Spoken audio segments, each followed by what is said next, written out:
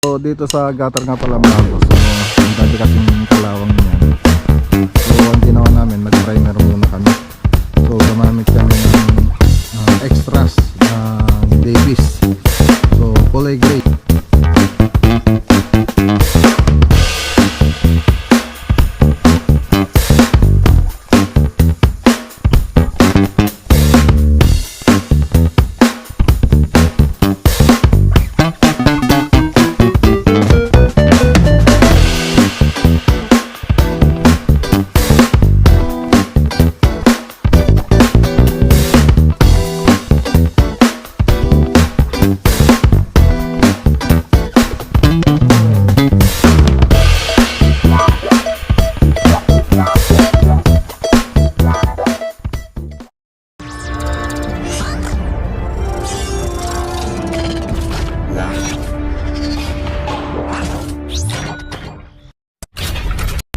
Naimbag nga bigat kada kaya amin na po. So magandang araw po sa inyong lahat mga boss. So ngayon pupunta tayo sa San Carlos project. So i-update natin yung project natin dong bahay. So dati yung pinagawa lang nila doon ceiling, tapos ceiling paint. Ngayon gagawin na rin natin yung pintura sa labas. So nag waterproofing din tayo doon. Tapos sa bubong pati na yun ginawa na natin. So iwan ko lang kung natapos na nila yung bubong ngayon mga boss. So nagpadala na ako ng materialis doon para sa bubong. So i-review na lang natin mamaya. Okay, so ayan sa mga nakapanood ng video na to. So paki-like na po yung video natin mga boss. Malaking tulong po yan sa channel natin. Siyempre huwag nyo na rin kalimutan na mag-comment. Kung may papa-shoutout po kayo, magpa-shoutout na po kayo mga boss. Malaking tulong po yan sa channel natin. So maraming salamat po sa mga laging sumusuporta sa channel natin mga boss. Okay, so ayan. Siyempre bago tayo pumunta doon, bibili muna tayo ng materials. So nag-ano na ako ng materials nung nakaraan. So pinadala ko na doon. Ngayon nag-chat sila, meron daw bili pa daw ng may kulang pa daw na materials. So nagdala na rin ako ng skim coat. So mayroon tayong skim coat na dala dyan sa likod. So yung ginagamit nating skim coat, yung Grand Aces Venture. So yun po yung gamit nating skim coat dyan nasa likod po ng pick up. So ang bibili natin ngayon sa hardware, bibili tayo ng pintura, tapos roller brush. Yun lang naman yung bibili natin para dalhin doon sa project natin doon sa San Carlos. Para may update na rin natin yung project natin doon. So mabilis lang itong video mga boss. Yun lang naman ang pupuntahan natin ngayon sa San Carlos lang. So ipaliwanag lang natin kung ano yung mga ginawa nila doon at mga natapos. Okay? Okay. So mga boss, bili muna tayo ng pintura. Yo, what's up? Okay, nakabili na tayo. So, tints of gray ng Davis, tapos roller na 7 inches. So, yung tints of gray ng Davis na isang galon, 695 ang isa. Tapos yung dalawang paint roller na 7 inches ay 240. So, 935 po lahat. Okay, let's go. Ay sana ata project yo. Siumay ka no? Siumay. Siumay. Mayat. Dati. Okay, tara mga boss.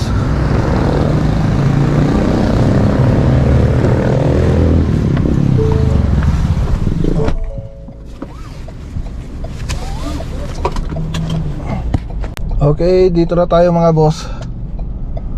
Dito na tayo sa may San Carlos, Pangasinan. Okay.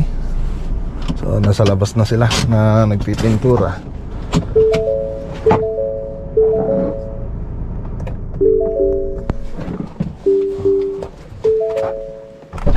Okay, shout out kay Ma'am Berna Tulagan Rosario. Siyempre sa Rosario family, shout out. So So ito yung bahay na nila mga boss. So tingnan natin dito mga boss. So pininturahan na namin yung bubong. So makikita dyan, may pintura na yung bubong natin. Kulay white, dati kulay gray po yan. So, hindi lang masyadong nakita rito. Saan kaya? Dito. Yan. So yan, pininturahan na nila ng kulay gray yung bubong niya. So kulay red dati yan. Tapos dito sa gutter niya, dati kulay gray yan. So ginawa kong white. Okay. Ayos. So ngayon, nag-spandrel sila ngayon mga boss. Baka na nagpudot. Okay. So andito na mga skim coat natin. So ibababa na lang nila. Okay, so dito sa gutter nga pala mga boss. So ang dami kasing kalawang niyan. So ang ginawa namin, nag-primer muna kami. So gumamit kami ng extras ng Davis. So kulay gray yung ginamit namin. So nag-primer muna kami diyan. So marami kasing kalawang. Tapos pagkatapos naming primeran, so naglagay rin kami ng yung top coat namin, Davis roof shield na white. So yun to yung ginawa namin dyan. Tapos wala naman ako makitang gray sa Davis. So wala pa silang available. So ang ginawa ko dun sa ano nila, sa bubong, so ang pinintura ko dyan ay yung pure coat ng premium. Ayun ay pure coat sa weather roof dark gray. Yung nilagay kong kulay dito sa bubong nila. So hindi ko na nilagyan ng primer yan mga boss kasi okay pa naman. So wala pa naman akong nakitang bakas ng kalawang. So ayun, nililisan lang namin. Tapos pagkatapos namin linisan, siyempre ano mo pa yan, lilihain mo. So kung wala kang gamit mo dyan kasi liha, tapos steel brush, tapos pupunasan mo siya. So pagkatapos mong naliha, tapos napunasan na nalinisan mo na siya, so lalagay mo na yung primer natin ng Davis, tapos yung top coat natin. Okay, so yun lang naman yung ginamit namin yan. Dito na pintura sa may roof, tsaka dito sa may gutter. Okay, so sa mga di nakakaalam, so nilagyan na namin ng waterproofing yan. So buong bahay na nilagyan namin. Tapos yung nilagyan natin ko ano dito na spandrel, yung kulay white ng din steel. So rib type siya na kulay white yung nilagyan nating spandrel dyan.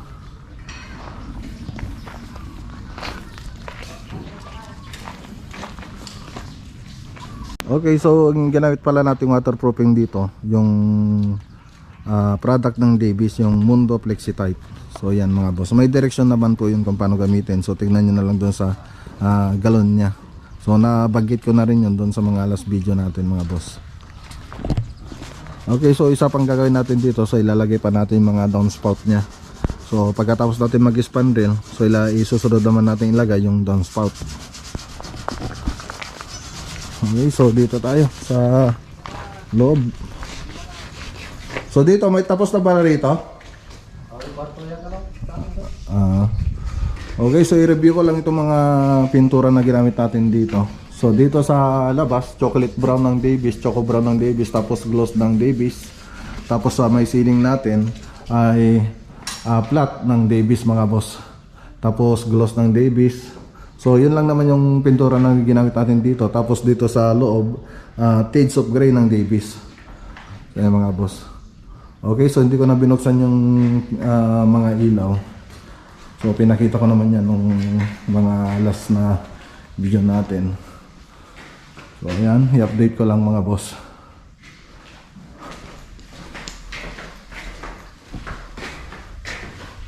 Okay. So yung mga cornisa pala na napunta rito at mga ilaw, so galing yan sa Maclagonilla Cornices. So yan mga boss. So itong cornisa, so yan galing kay Maclagonilla Cornices yan. Tsaka yung mga ilaw na nilagay dito, strip light, pin light, tsaka center light. So Galing yan kay Mark Lagunilla Corneses. Kung gusto nyo mag-order, message lang po kayo dyan kay Mark Lagunilla Corneses na makikita nyo dyan sa screen. Okay, so punta tayo dun sa kwarto. So mayroon pa silang hindi naayos dito mga boss. Okay, ayos. Dito naman, so yan na.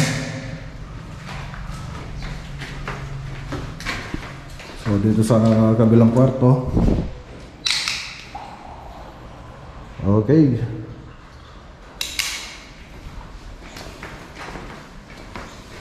So dito sa kabila.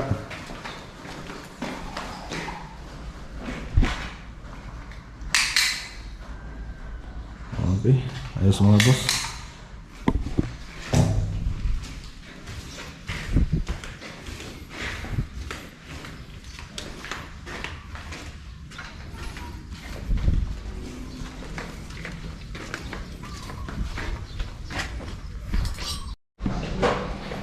Okay, so yan, papakita ko na rin yung itsura niya pag may ilaw mga boss.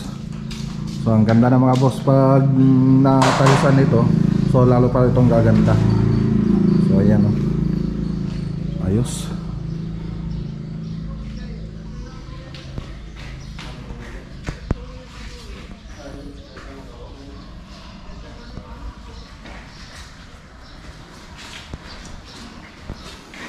Ano ulam niyo? Chicharon, mangantay ka ro doon ah.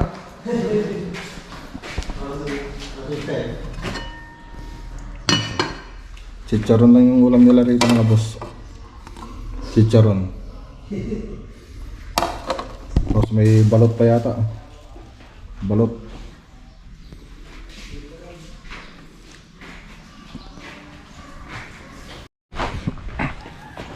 Okay, so ang isa pang gagawin dito mga boss, so bago tayo magpintura, so magmumoldura pa tayo rito. So lalagyan natin ng moldura yan. Tapos dito, lalagyan natin ng stoneworks dito sa harap. Pati ron mga boss, pati dito sa may plant box. So yan yung mga iba pang gagawin dito mga boss. So bago tayo magpintura, moldura muna. Okay, so tara, hindi na tayo mga boss.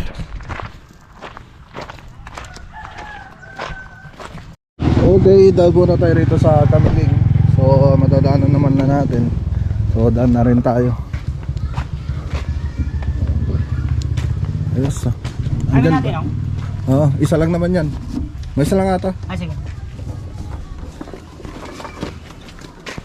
Okay, so ano rin ako ng skim coat dito. Isa para doon sa Bay TV wall design. So yun yung project natin mga boss. So tara punta natin.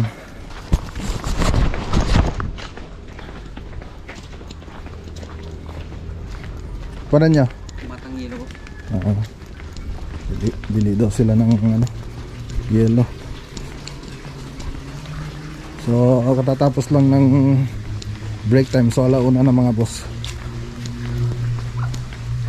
Ano yun sir?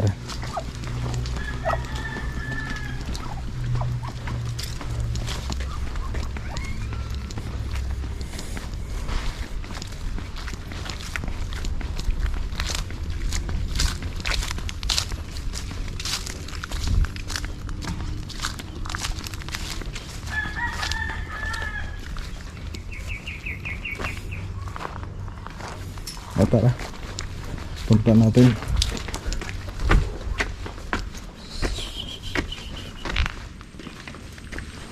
Okay, so dito nakapagpintura na sila. So yung mga accent na lang wala pa. Okay, nikabit na rin ito. So pipinturan pa natin ito mga boss. So gusto kasi ni madam mas light pa dyan. Tingnan natin mga boss. So nalis na rin nila yung dito, yung mga tubo natin na scaffolding. So ayan na. Buksan mo nga. Mabuksan. So tingnan natin yung taas mga boss. Dito ba?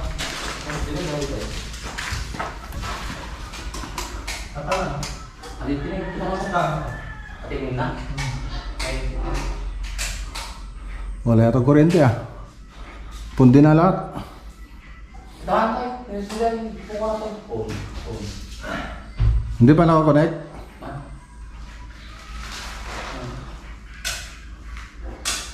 Ayun, ganda na ng mga boss oh. Gusto yung 4. Ayun. Okay, so nakakuha na mga boss.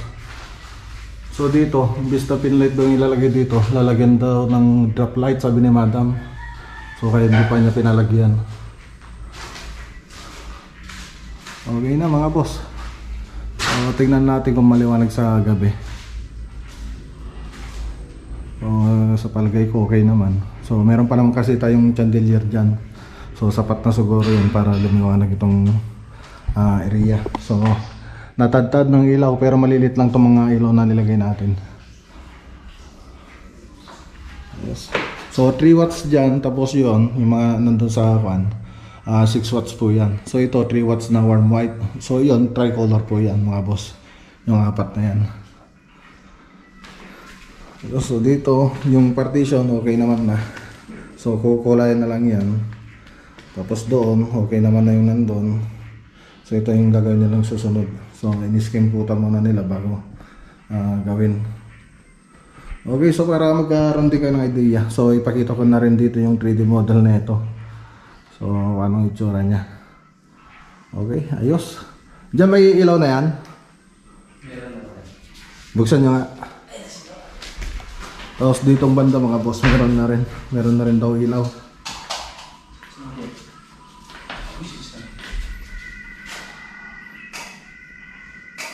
Ayun, okay. So makikita nyo dyan sa 3D model yung ano niya mga boss. Yung, ay makikita nyo sa screen mga boss yung 3D model niya. Okay.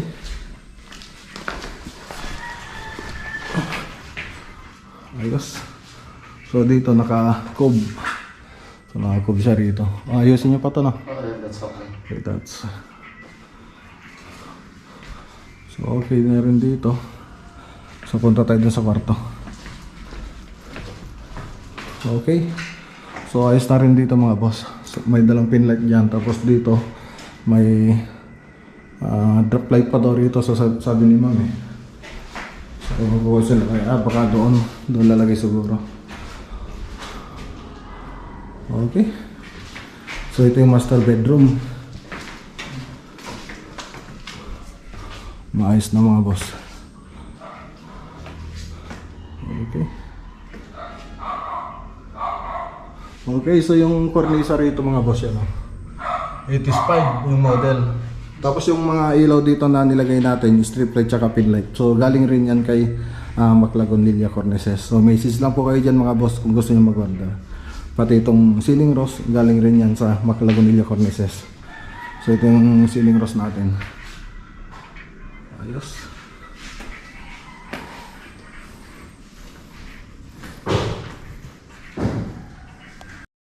Okay, so ayan mga boss. So bigyan ko lang kayo ng idea. So dito sa taas yung ginawa natin kasi dyan mga boss, may groove yan. So kinulayan lang natin ng choco brown ng Davis. Tapos flat latex ng Davis. Yung mga cornisa, gloss ng Davis yan mga boss. So yan lang ano natin. Tapos yung black, so sa Boysin yan mga boss. Lamp black ng Boysin. So wala kasing black ng Davis na akong makita eh. So wala akong makita. So halos lahat ng nilagay natin pintura dito Davis yung nilagay natin. Okay. Ayos. So okay na, so ito na lang yung papalitan natin kulay. Tapos ito kukulayan din natin ito. Tapos ito yung susunod na lang gagawin. Okay. So tara, let's go. Hindi na tayo.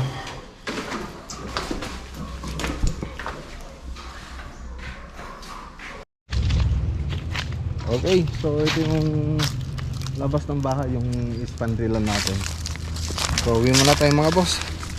So ayan, hanggang dito muna yung video natin mga boss. Siyempre maraming salamat sa mga laging sumusuporta sa ating channel. So ayan. So siyempre paki-like na rin yung video natin para lalo tayong ganahan na gumawa ng iba pang video. Siyempre huwag nyong kalimutan na mag-subscribe.